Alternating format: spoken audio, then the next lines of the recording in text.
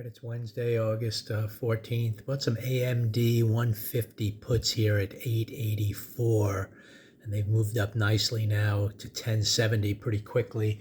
Bought it aggressively here on the 5-minute chart that kind of started down strong, paused, and then started down here again. So I bought, the puts up in this area as it was pausing and heading lower.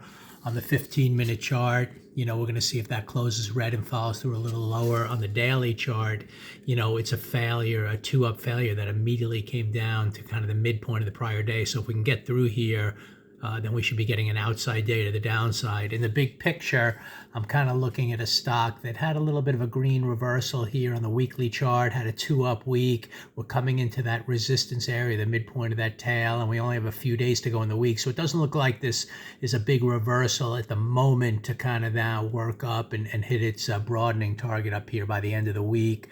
And I kind of saw a bunch of stocks gapped up and headed lower quickly, like NVIDIA and, Tesla. A lot of stocks gapped up after a few-day run-up. So anyway, AMD seems to have a little weakness, downtrend overall, had a little bit of a pullback here, but now it looks like, at least for a day trade, it wants to kind of work down and get an outside day to the downside. So the target here, until proven otherwise, could be that 137.50 area. We'll see if it kind of gets there.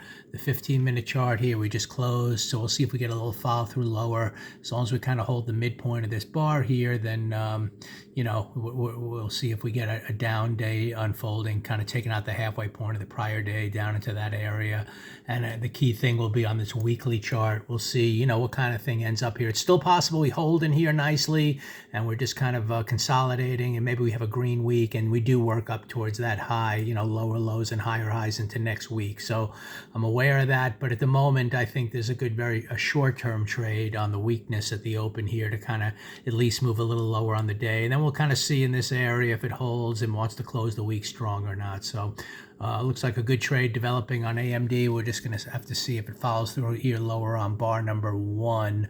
And that'll kind of set up kind of a no-risk scenario that you can comfortably, scale out and set up a no-risk trade.